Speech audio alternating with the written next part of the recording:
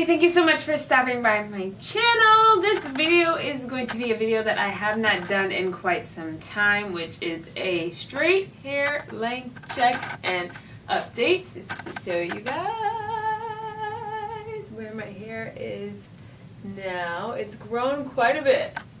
I'm sorry for the closeness in the chest area, but I haven't seen it this long, probably since I was in college. If you've been following my channel, if you've seen some of my updates with my straight hair, I decided to cut my hair in June of 2015 for the first time in my entire life. I cut it, it was a nice little bob, and before that it was this length. It was probably, I think, about maybe 1.5 inches longer than this. And I really cut it with the hopes and the intent to grow back my hair, but in a healthy state that's both healthy for my hair when it's straight and healthy for my hair when it's natural. I had long hair, and I think a lot of people just associate long hair with healthy hair. That's not always the case. My curls were very damaged. They were very kind of lifeless in a sense to the way they are at least now. Now I have a lot of bounce, I have a lot of volume, I have a lot of definition.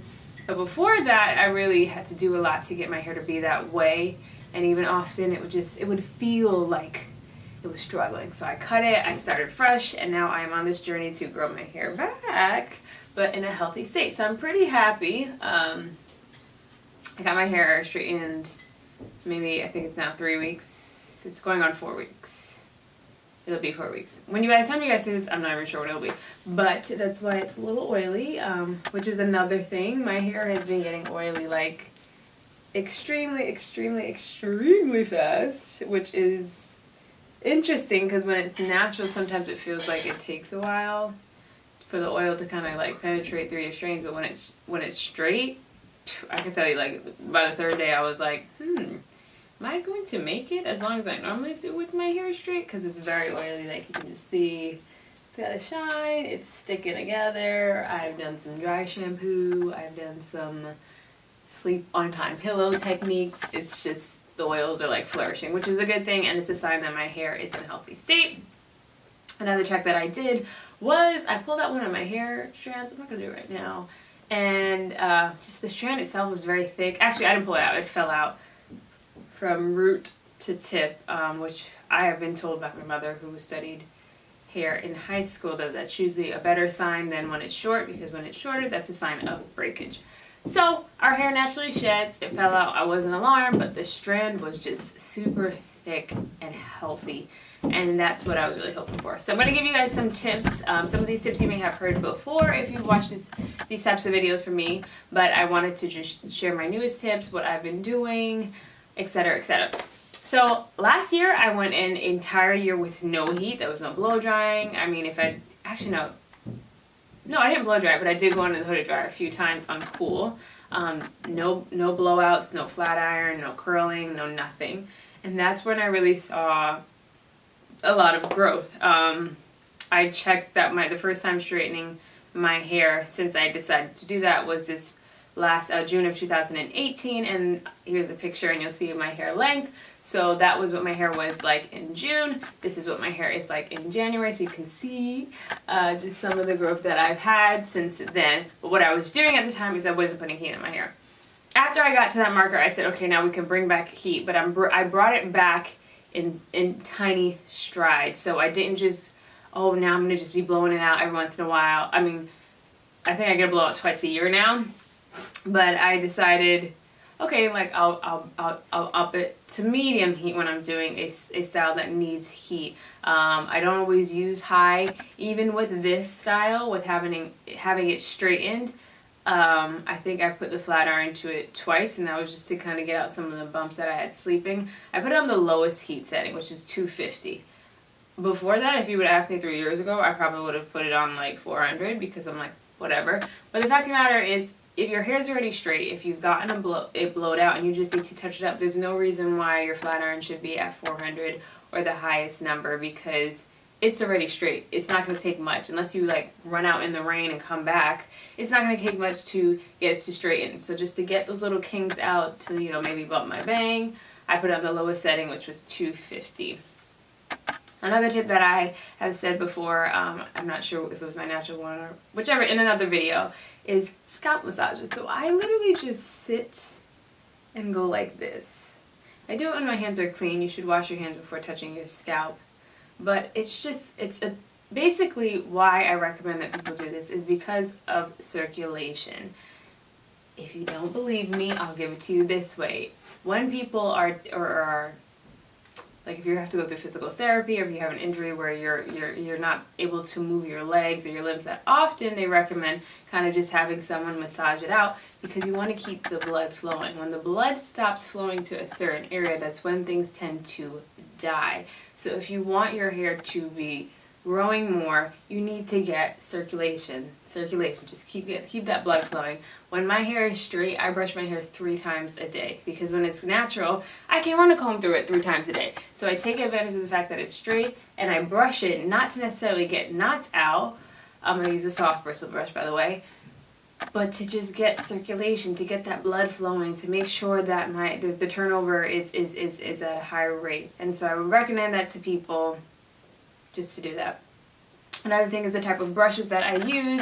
I've moved away from kind of the hard bristle brushes, and I use more of the soft bristle brushes. The only time I use a hard bristle brush is when I am probably like slicking my hair down, and I use it after I use the soft side.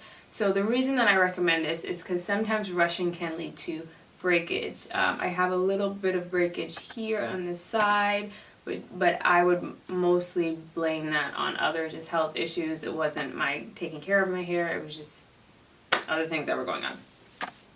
But using the soft brush is a little bit better for your hair, I find, especially if your hair is natural, you should be using a detangler. But when it's straight, using a softer brush, because you don't want to cause breakage or damage, especially in the areas that are sensitive, which I tend to believe are like this area of your hair. This is usually the thick of my hair, and I rarely have a hard time there.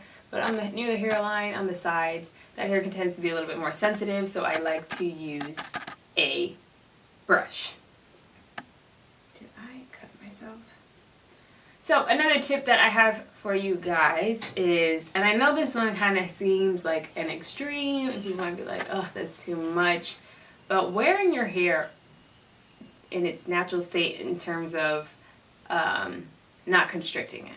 So I do this either when my hair is natural or when it is straight. I try not to pull it back, put it into twists, braids, whatever. I'm a big fan of protective styling when my hair is natural. Sometimes I like to leave my twists out in for a few days, but then I do go into seasons where my hair is just out.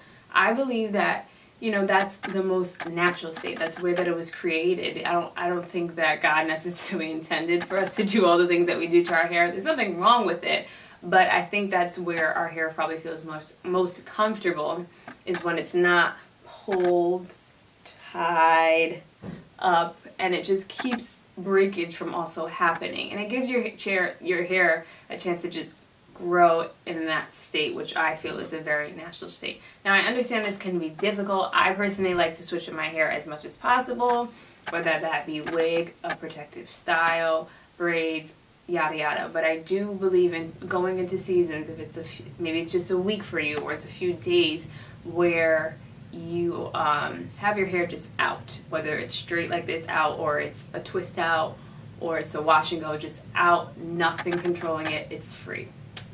So that leads my next point. It kind of piggybacks off of this one, is making sure that when you're going to sleep, you are releasing your hair out of whatever style that you have. Obviously, if you got your hair done, like if you got box braids or twists or whatever, you can't take those out. But if you have your hair like every day, you know, you're slicking it back and you're putting a piece attachment, or you're putting it into a bun, when you go to sleep, take that out.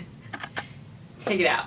Personally, I just can't sleep that way. Like, it's just not comfortable for me. But I've also just realized, and it becoming uncomfortable for me, how much stronger my hair is. If you're sleeping and it's constantly, again, with the pulling, and you're tossing, you're turning, and it's pulling on your hair, which is going to create damage. You could have the strongest hair ever. It's going to create damage. So when it's time to go to bed, the same way we take a shower, the same way we're supposed to take our makeup off, take your hair down. or just put it in a style that's not necessarily pulling or tugging on it, and it can relax a little bit the way that the rest of the body is relaxing at that time. Okay, so I have another extreme for you guys. As you can see, my hair is very dark right now. This is probably my natural color, I believe. In the summertime, it does get a little bit lighter, but this summer I had it, when I was in the sun, I had twists in, so I didn't really get that exposure. But hair color.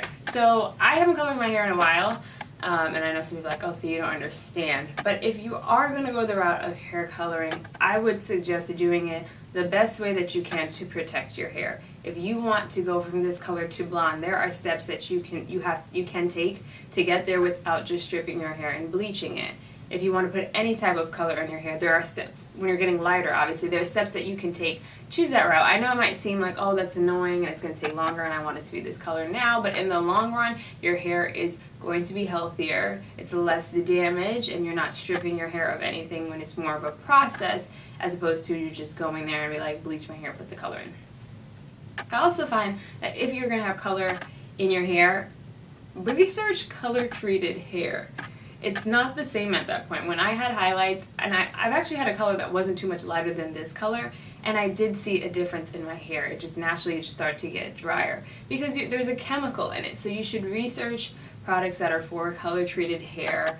Research natural methods. I know coconut oil is usually what some people like to say they put on their hair when it's color treated, because your hair is going to need a little bit more extra love in that sense. It's not going to just get by on what you've been doing with it up until then. The minute you put color in your hair, you need to put an extra step in your treatment. So if you do have color in your hair, if you're finding that it's slowed down in growth, or it's just, you know, you're having more damaging things, doesn't mean that you have to stop coloring your hair. It just means that you need to probably start to research more about how I can take care of my hair in this state. It's the same thing for anything else. If you are relaxed, anything, there's different ways that we can take care of our hair, especially as women of color with all the different textures and everything.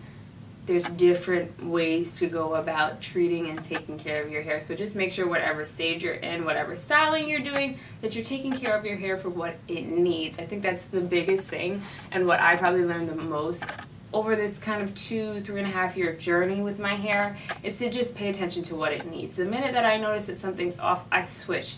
I'm not about to just be like, oh, it's fine, like maybe it'll, no. The minute I start to feel my hair feels a little brittle, I'm switching. The minute I start to feel like this is a little off, I'm researching. I'm not gonna just sit and let my hair, wait until my hair gets to a point where it's like, you know, I gotta cut and whatever. I'm gonna just grab the reins here and attack whatever the issue is. Also, there's a lot of us here on YouTube. There's a lot of us with different experiences with our hair. My best advice, again, is to just pay attention to your hair. What may work for somebody may not work for you. What may work for you may not work for them. So paying attention to that, not just believing that, oh, so-and-so did this, so I'm going to do this and it's going to work. It's your hair. It's different. It might have its own personality, so you could look, we could have the same hair texture, same curl pattern and everything, but your hair might receive things a little bit differently than mine. So do your research, take care of this. This is, you know, God-given. I'm very thankful for my hair. I'm thankful for every single strand, even on the days where it's not so nice to me. I'm thankful for the hair that I have. Whatever length that may be, whatever journey you're on, whether you are relaxed, natural, color treated, it doesn't matter. Take care of yourself. This is part of our body, and I hope that you guys got some new tips in this video. If you have any questions for me, or you want to know more about this journey that I was on, just leave me a comment down below. And here are some photos to just show you the progression of my hair, my straight hair growth over the past few years. Thanks, guys.